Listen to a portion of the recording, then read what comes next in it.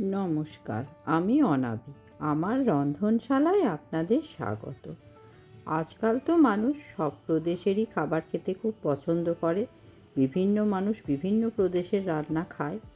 আজকে আমি গুজরাটের একটা রেসিপি আপনাদের দেখাবো, ধোকলা। আশা করি আপনাদের ভালো লাগবে। প্রথমে আমি একটা বাটি নিয়ে নিলাম, তার মধ্যে একটা ছাঁকনি নিলাম। এই ছাঁকনিতে আমি এই কাপটার মাপে 2 কাপ বেসন নিয়ে নিলাম। বেসনটাকে আমি খুব ভালো করে ছেঁকে নেব। বেসনের মধ্যে অনেক কুটি থাকে, সেগুলো যাতে না পড়ে ওই জন্যে ভালোভাবে ছেঁকে নিচ্ছি।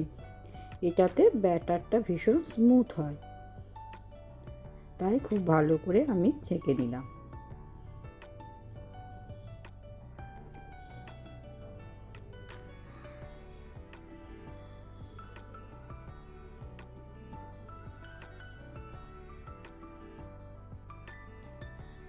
এবার আমি এর মধ্যে অল্প একটুখানি লবণ দিয়ে দিলাম,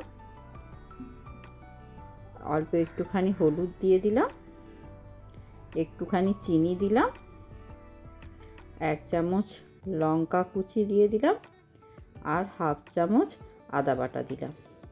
এবার সব জিনিসগুলো বেসনটার সঙ্গে শুকনো এরকমভাবে একটুখানি ভালোভাবে মিশিয়ে নিচ্ছি।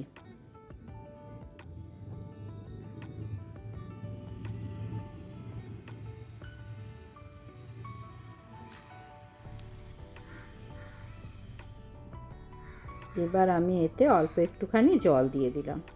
জলটা একসঙ্গে পুরো দিয়ে দেবেন না, অল্প একটুখানি দেবেন। দিয়ে তারপরে খুব ভালো করে জিনিসটাকে নাড়তে থাকবেন।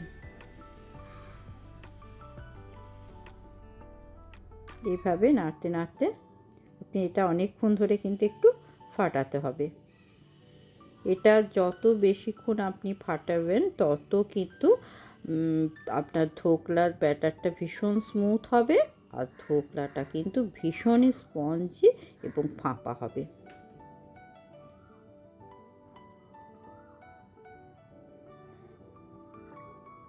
চেষ্টা করবেন একদিকেই জিনিসটাকে কিন্তু ফাটাতে। প্রায় 10 মিনিট মতো কিন্তু একটু ফাটিয়ে নিতে হবে, তাহলে জিনিসটা খুবই সুন্দর হবে।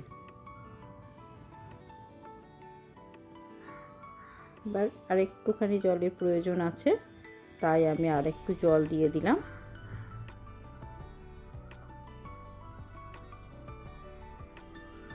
আবার খুব ভালো করে ফাটিয়ে নিলাম। এবার আমি গ্যাসে একটা কড়াই বসিয়ে নিলাম, তাতে একটা স্ট্যান্ড দিয়ে দিলাম। এবার এতে আমি জল দিয়ে দিলাম বেশ কিছুটা। এবার সেটা ঢাকা দিয়ে আমি 10 মিনিট এটা ফুটতে দেব। এবার যেটাতে আমি ধোকলাটা তৈরি করব সেটার জন্য একটা আমি কেক টিন নিয়ে নিয়েছি। এটা আপনারা কেক টিন না থাকলে বাড়িতে যে কোনো স্টিলের বাটি বা অ্যালুমিনিয়ামের বাটিও নিয়ে নিতে পারেন। বা তার মধ্যে অল্প একটুখানি সাদা তেল দিয়ে দিলাম। তেলটা দিয়ে আমি খুব ভালো করে ব্রাশ করে চারিদিকটাতে একটু লাগিয়ে নিচ্ছি। খুব ভালোভাবে কিন্তু লাগিয়ে নিতে হবে চারদিকটাতে।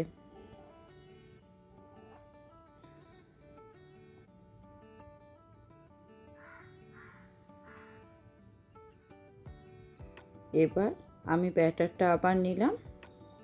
ব্যাটারটার মধ্যে এবার আমি একটা ইনোর প্যাকেট কেটে দিয়ে দিলাম। এটা কিন্তু একদম শেষে দেবেন। এবার খুব ভালো করে এটা ফাটিয়ে নেব। দেখুন আস্তে আস্তে এটা কীরকম ফুলে উঠবে।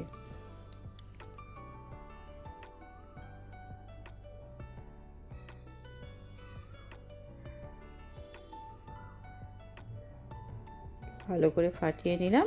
এবার এটা আমি ওই কেক টিনটার মধ্যে ঢেলে দেব।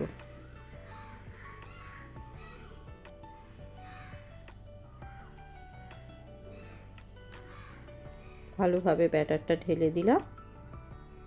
এবার এটা একটুখানি নাড়িয়ে নিলাম, যাতে কোনো ফাঁক না থেকে থাকে। এবার আমি কড়াইয়ের ঢাকাটা খুললাম, দেখুন জলটা ফুটছে। এখানে আমি ব্যাটারটা কেকের সমেত ওটা দিয়ে দিলাম। এবার একটা ঢাকা দিয়ে দিলাম উপর থেকে। এবার এটা আমি লো টু মিডিয়াম ফ্লেমে এটা 20 থেকে 25 মিনিট আমি রান্না হতে দেব।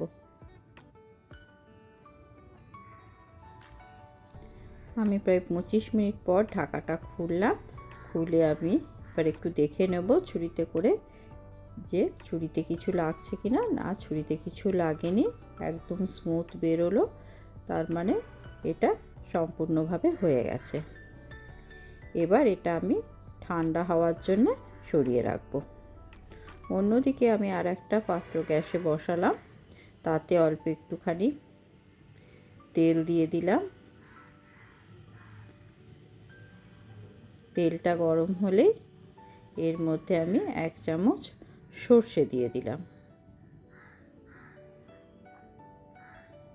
এবার আমি এর মধ্যে 5টা কাঁচা লঙ্কা গোটা সমেত দিয়ে দিলাম, একটু করে চিড়ে নিয়েছি। আর 15-16টা কারি পাতা এর মধ্যে দিয়ে দিলাম। এবার একটু নাড়াচাড়া করে দিলাম। এবার আমি এর মধ্যে একটু জল দিয়ে দেব। এই ধরুন হাফ কাপের একটু বেশি জল দিলাম। এবার আমি এর মধ্যে 3 চামচ চিনি দিয়ে দিলাম।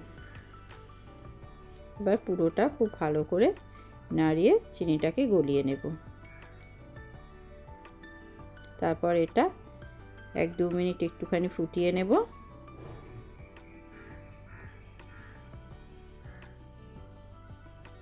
এবার গ্যাস অফ করে দিয়ে এটাকেও কিন্তু আমি ঠান্ডা হতে দেব। মনে রাখবেন ধোকলাটা আর এই রসটা দুটোই কিন্তু ঠান্ডা হবে, তারপরই কিন্তু এটাকে আমরা ব্যবহার করব। এটা দেখুন অনেকটাই ঠান্ডা হয়ে গেছে, হালকা হালকা একটু গরম আছে। এই অবস্থায় এটাকে আমি আনমোল্ড করব।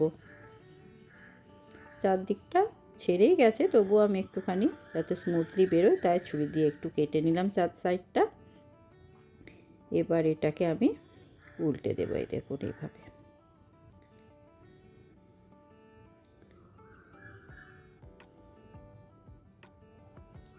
দেখুন আমাদের তৈরি হয়ে গেছে। এবার এটা আমি ছুরিতে করে চৌকো চৌকো করে পিস করে করে কেটে নেব।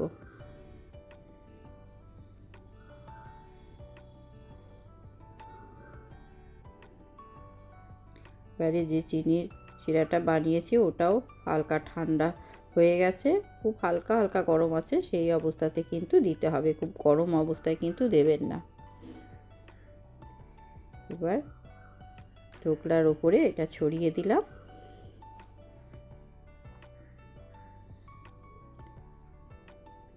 আর একটুখানি নারকেল কোড়া আমি ওপর থেকে ছড়িয়ে দিলাম।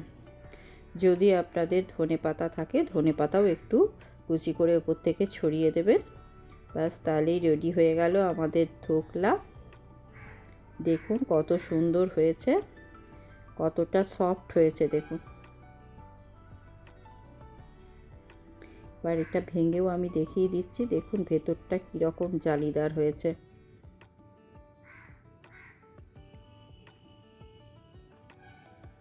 ব্যাস তৈরি হয়ে গেল আমাদের ধোকলা। এবার এটা আপনারা যে কোনো সময় ব্রেকফাস্টে বা বাচ্চাদের স্কুলের টিফিনে বা বড়দের অফিসের টিফিনেও এটা আপনারা দিতে পারেন। কেমন লাগলো আজকের রেসিপি জানাবেন। ধন্যবাদ।